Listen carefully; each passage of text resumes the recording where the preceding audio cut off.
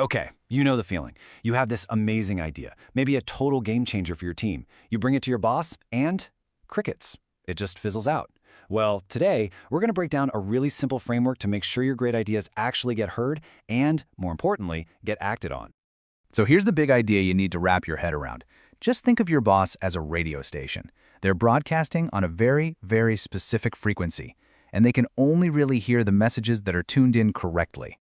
And that's the problem, isn't it? You know your idea is solid. You know it has value. But if you're broadcasting on 99.5 FM and your boss is listening on, say, 101.1 AM, all they're getting is static. It's this super frustrating communication breakdown, and honestly, it has nothing to do with how good your idea is. So the big question is, how do we fix that? How do we cut through the static? Well, here's the secret. The key isn't to change your idea, it's to change how you broadcast it. It's all about finding their frequency and tuning your message to match.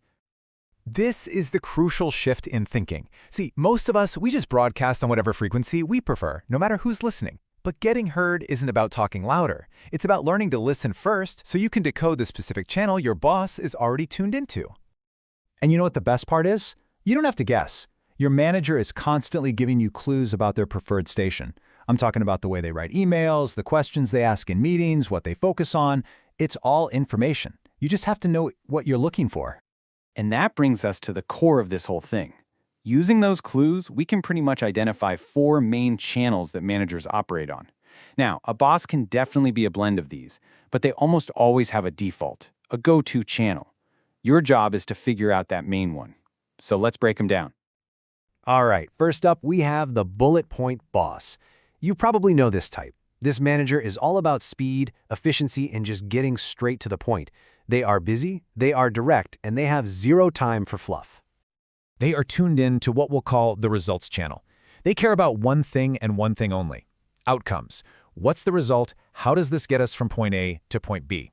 Literally everything else is just noise getting in the way. And the signals for this boss are so obvious. Do they hate long meetings? Do they send super short, direct emails? Are they always asking, so what's the bottom line? If any of that sounds familiar, you've got to speak their language.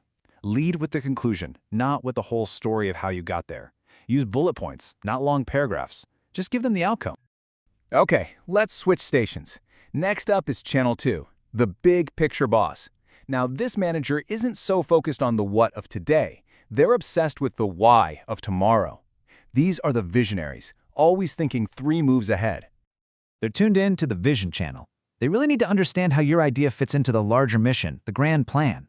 They're way less concerned with the immediate task and much more interested in the long-term impact on the company's goals. And the signs here are just as clear. They're always talking about future plans, or the 5-year goal, or the long-term impact of your work.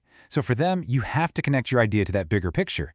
Don't you dare start with the tiny details. You start with the vision. Show them exactly how your project moves the whole mission forward. And here's where you can really see the difference, right? The bullet point boss is all about the what, they speak in outcomes, but the big picture boss, they're focused on the why. They speak the language of impact. One is all about action right now, while the other is all about the long-term vision. Totally different frequencies. Okay, let's dial into our third frequency.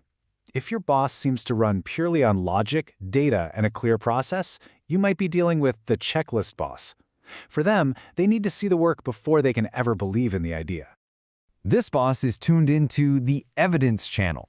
To them, an idea without data is really just an opinion, and they don't build trust on your enthusiasm. They build it on cold, hard proof, on research, and on a clear plan that shows you've thought through every single step. So if your manager is constantly asking for the data, sends really detailed emails, and needs the whole process laid out from A to Z, you've found their channel. With this boss, it's all about preparation. You have to bring the receipts, show your work, provide the evidence, and have a rock-solid plan ready to go before you even walk in the room. And finally, let's tune into our last station, the group chat boss. This is the collaborator, the one who wants to build consensus. They truly believe that the best ideas come from the wisdom of the whole team. They pretty much live on the collaboration channel. They value group input and hearing different perspectives more than anything else. To them, a decision made alone is a risky one. They want to be sure everyone feels aligned and has had a chance to share their thoughts. The signs are all about teamwork. They're always asking, well, what does Sarah think? or trying to get everyone to agree in meetings. So to tune in, you do the exact opposite of what you do for the bullet point boss. You don't present a finished idea. Instead, you present some really well thought out options and frame it as a starting point for a team discussion.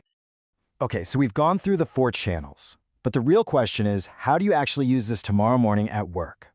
Let's boil this all down to a simple, actionable process you can start using right away. It really just comes down to these 3 simple steps. First, listen for the signals. Really pay attention in meetings, look at the emails they send. Second, identify the channel. Match those signals to one of the 4 types we just talked about. And third, adjust your broadcast. Just tailor your message to match their frequency. Simple as that. And that's really the beauty of it. Your amazing idea? It doesn't change. The core message is exactly the same. The only thing you're changing is the frequency you use to send it, making sure it lands with perfect clarity every single time. And at the end of the day, learning this skill is about so much more than just getting one project approved. It's about building influence. It's about showing you have emotional intelligence and just becoming a much more effective communicator overall. Because in your career, making sure you're truly heard is one of the most powerful ways to move your ideas and yourself forward.